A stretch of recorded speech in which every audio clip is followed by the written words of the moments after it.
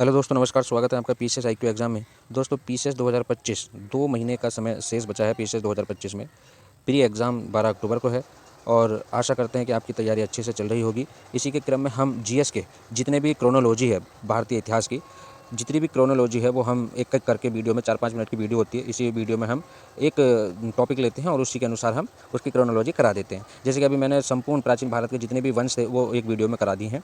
उसमें आपका जो है वैदिक सभ्यता से लेकर के और लास्ट तक हमने वो सारे करा दिए हैं। आज हमने एक वंश लिया है, गुलाम वंश। ठीक है, तो गुलाम वंश, इसके हम शासक देखेंगे, कौन कौन शासक कब किस तिथि में आया है वो देखेंगे। इससे क्या होता है कि आपका जो क्रोनोलॉजी वाले क्वेश्चन होते हैं वो सही हो जाएंगे, एक भी क्वेश्चन आपका गलत नहीं होगा। और आपको पता है कि पीसीएस 2025 में या इससे पहले जितने भी एग्जाम हुए हैं, आप पीसीएस का एग्जाम उठा करके देख लो, उसमें क्रोनोलॉजी बहुत पूछी जाती है। ठीक है, इसी के क्रम में आज हम ये गुलाम वंश के शासक देखेंगे।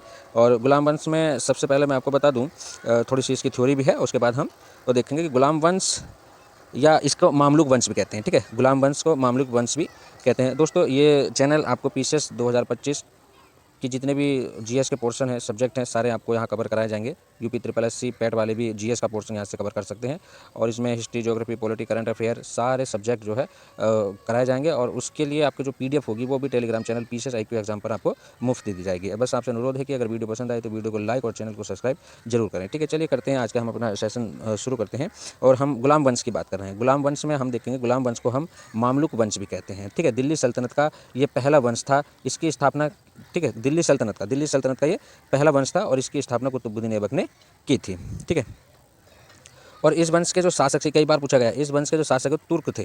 ठीक है, तुर्क दास या गुलाम थे और इसलिए इन्हें जो है गुलाम वंश भी कहा जाता है। और इसका काल लगभग 1206 से 1290 ईस्वी है। ठीक है, 1206 से 1290 ईस्वी है। देखिए, गुलाम वंश का जो काल है वो 1206 से 1200, ठीक है, 1290 ईस्वी यहाँ गुलाम वंश का कार्यकाल रहा। और इसमें कौन कौन से शासक हुए वो मैं आपको क्रम से बता रहा हूँ। वीडियो को आराम से देखिए, एक दो बार जब आप वीडियो को देख लेंगे तो आपकी समझ में ऑटोमेटिकली आ जाएगा। इनका क्रम पूछा जाता है कई बार, जो है गुलाम वंश का क्रम कई बार पूछा गया। आप प्रीवियस क्वेश्चन पेपर उठा के देखेंगे तो उसमें आपको पता चल जाएगा। ठीक है, तो हम सबसे पहले बात कर लेते हैं गुलाम वंश के शासक और उनका कालक्रम। ठीक है, गुलाम वंश के शासक और उनका कालक्रम की बात कर लेते हैं। सबसे पहले आते हैं कुतुबुद्दीन ऐबक। कुतुबुद्दीन ऐबक ये जो गजनी मोहम्मद गौरी का गुलाम था। ठीक है, तो कुतुबुद्दीन ऐबक 1206 से 1210 ईस्वी तक ये गुलाम वंश की स्थापना की। और कुतुबुद्दीन ऐबक को लाख बख्श यानी लाखों का दान देने वाला भी कहा गया है। और इसकी उपाधि थी ये लाख बख्श। और इससे कुंभकर्ण की तरह की मृत्यु, मतलब घोड़े से गिर करके इसकी मृत्यु हो गई थी। और लाहौर में इनकी कब्र है। ठीक है, लाहौर में, क्योंकि कुतुबुद्दीन ऐबक ने लाहौर से ही शासन किया। और एक क्वेश्चन और पूछा जाता है कि जब कुतुबुद्दीन ऐबक दिल्ली का सुल्तान था तो उस समय सल्तनत काल की राजधानी क्या थी, तो लाहौर थी। और दिल्ली जो राजधानी बनाई थी वो इल्तुतमिश ने बनाई थी। ठीक है, उसके बाद हम नेक्स्ट है हमारे पास दूसरे नंबर पर आता है आराम शाह। ठीक है, आराम शाह ये 1210 से 1211 ईस्वी ऐबक का पुत्र था, कमजोर शासक था। ठीक है, इल्तुतमिश ने इसको हटा दिया। तो ये देखो, ये क्रम पूछा जाता है। अब जब आप किताब पढ़ोगे उसमें क्या है, मोटा मोटा कि कुतुबुद्दीन ऐबक के बाद इल्तुतमिश का जिक्र है, आराम शाह का जिक्र नहीं है। ठीक है, तो इसलिए ये क्रम पूछ लेते हैं, है ना। तो आराम शाह 1210 से 1211 ईस्वी हो गया। और उसके बाद जो है हम इल्तुतमिश पर पहुँचते हैं। नंबर तीन हमारा क्या है, इल्तुतमिश। ये नंबर 3 है इल्तुतमिश। इल्तुतमिश का कार्यकाल 1211 से 1236 ईस्वी का रहता है। और यह दिल्ली सल्तनत का सबसे योग्य शासक भी था, इल्तुतमिश। ठीक है, इनका कार्यकाल 1211 से 1236 ईस्वी रहता है। उसके बाद रजिया सुल्तान नंबर 4 पर रजिया सुल्तान आती है, जो 1236 से 1240 ईस्वी तक रहती है। और इसके विषय में एक कथन भी है कि यह भारत की प्रथम महिला मुस्लिम शासिका भी थी। ठीक है, भारत की प्रथम मुस्लिम शासिका कौन थी, इल्तुतमिश थी। वो सॉरी, क्या नाम, रजिया सुल्तान। ठीक है, रजिया सुल्तान थी। इनका कार्यकाल, रजिया सुल्तान का कार्यकाल 1236 से 1240 ईस्वी का रहता है। उसके बाद हम बात कर लेते हैं रजिया सुल्तान के बाद बहराम शाह। नंबर 5 पे आता है बहराम शाह, जो 1240 से 1242 ईस्वी तक इनका कार्यकाल रहता है। और रजिया का भाई था। ठीक है, उसके बाद की अगर हम बात करें तो उसके बाद आता है अलाउद्दीन मसूद शाह, 1242 से 1246। इनका जिक्र भी होता है, ये वैसे अयोग्य शासक था। ठीक है, और उसके बाद नासुरुद्दीन महमूद नंबर 7 पर आता है। नासुरुद्दीन महमूद 1246 से 1266। ये नाम मात्र का शासक था, क्योंकि इस समय सारी शक्ति किसके पास थी, बलबन के पास थी। ठीक है, इस समय जो सारी शक्तियाँ थी वो बलबन के पास थी। उसके बाद जो है नंबर 8 पर हमारे पास गयासुद्दीन बलबन आ जाते हैं, जो 1266 से 1287 ईस्वी तक शासक रहते हैं। ये शक्तिशाली शासक था। ठीक है, और न्याय का प्रतीक और दरबार में सिजदा प्रथा इन्होंने लागू की थी। न्याय का प्रतीक और दरबार में सिजदा प्रथा लागू की थी।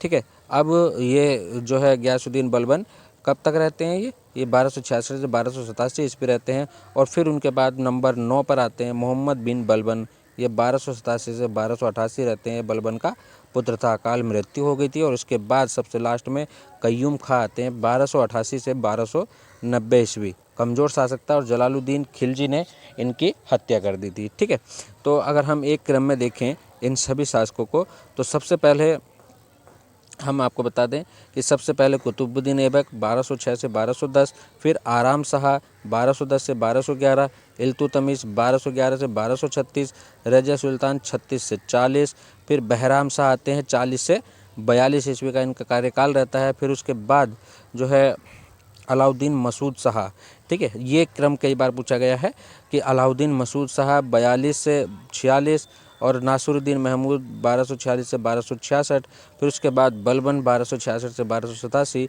और फिर मोहम्मद बिन बलबन 87 से 88, और उसके बाद कय्यूम खां दिल्ली सल्तनत में गुलाम वंश का अंतिम शासक होता है कय्यूम खां 1288 से 1290। ठीक है, अगर आप प्रीवियस पेपर देखेंगे तो उनमें ये का क्रम पूछा गया। और कई बार के क्रम में आपको सबसे पहले आराम शाह, फिर बहराम शाह, फिर नासिरुद्दीन महमूद और नासिरुद्दीन महमूद शाह इनमें उलझा देता है। ठीक है, तो दोस्तों ये PDF भी मैं आपको फ्री में दे दूंगा Telegram channel PCS IQ exam पे। और आप जो है वीडियो को देखिए, 4-5 मिनट की वीडियो होती है, सारे टॉपिक में धीरे धीरे ऐसे ही कवर करा दूंगा।